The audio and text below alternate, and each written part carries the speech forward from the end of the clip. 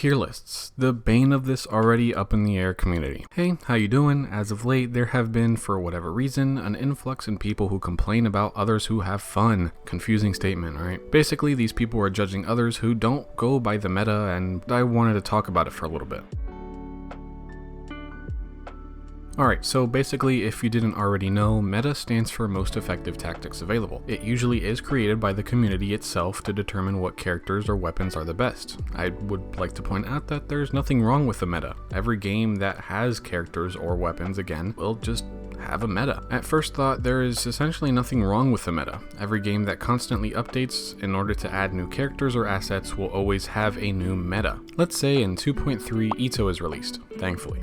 Once he drops and is officially tier listed, the amount of people who might skip him just because he isn't triple S tier is just sad. Regardless of how good the character might look or how easy it is to obtain the new weapon, if it doesn't put up a big amount of damage, it isn't considered good. Let's get one thing out of the way. In a month, I myself, as a new content creator, might make a tier list video, even though I am here telling you to stop watching them, or at least relying on them in order to determine how much fun you have in the game. But just hear me out. There is nothing wrong with watching these videos, or tier list videos for that matter, nor is there a problem with the people who make them. There are obviously better characters in the game like Ganyu, Hu Tao, Zhongli, etc, and there are, again, obviously less better characters like Traveler or the 3 starter characters. But it has become such an obsession for so many people to the point where community members would verbally harass or threat for fun players for not using certain items or spending hundreds of dollars worth of gems in order to get the latest and greatest hero, or even joking on the people who purposefully save their primo gems for a character that is under A tier. A perfect and actually more recent example of this toxic behavior is in regards to the Kokomi banner. Oh my goodness. The amount of friendly people excited for this unit that were quite literally attacked for quote-unquote wasting their money on this character is really embarrassing. People have become so close-minded to Genshin that it has affected their interactions with regular people who play the game for the reason they're made, which is for fun. It is so internally harmful for the community to bash others in it by limiting usable characters to only those ones who can make the numbers go boom. Let's just skim over some of the reasons why I think you, the viewer, should stop relying on tier lists or general opinions in order to determine how much fun or who you should pull for next. First things first, just because a character is good does not mean that you will enjoy playing with them.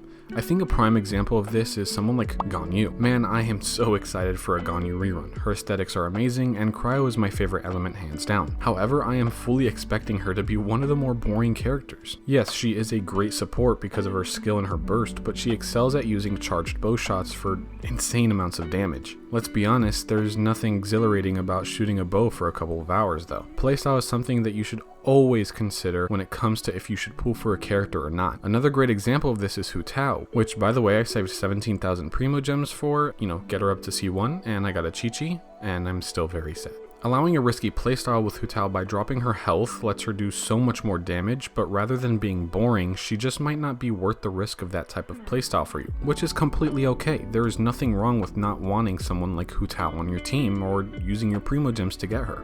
Another type of this perspective is focused on the aesthetics of a character. For me, I purposely leveled up Lisa and Jinyan because I like how they look and I personally enjoy their animations. No, they aren't the most viable in the game and don't fit a lot of my teams, but that doesn't faze me at all. They're both really smooth characters and I personally enjoy playing with them while exploring Teyvat. Adding on to that, I think I need to remind people that Genshin Impact is a single player game. There is no reason why you should feel persuaded to pull for a certain character when this game can be beaten with the starter units while blindfolded. There's a huge difference between a multiplayer meta and a single player meta. A single player game's meta really just doesn't even exist if you think about it. However, in multiplayer games, if there's a better gun that you could be using or a better hero for that matter, yeah, you might want to use them. The only real way to not feel burnt out during your first or second content drought in Genshin are the reassuring thoughts that you have the characters that you personally wanted and are able to play the game how you like. This game is more so about creating your own things to do and exploring different areas rather than continuously fighting mobs in order to increase your damage numbers. Now, I definitely am not saying that I've never played this game for the sole reason of doing big boy damage, but once I left that mindset, it really made me understand why I enjoyed the game so much, which ultimately led to me feeling confident enough to make content about it. Once you remember that there is no need to have all the top 10 characters in everybody's tier lists on your roster, will you then realize that you can wish for whoever you want to wish for without feeling guilty or overthinking overthinking. Doing math while playing video games is not something everybody wants to be doing. I think out of all the things, the most important factor when it comes to the meta or tier list is that it's all opinionated. There is no real definitive answer on why character 1 is C tier while character 2 is S tier. There are so many factors and criteria that go into how good a character is that it comes down to opinion and personal experience, especially for a single player game. To me, someone like Lisa is placed significantly higher than other people's tier list because I enjoy playing with her. Does she do the most damage on my team? Not even close, but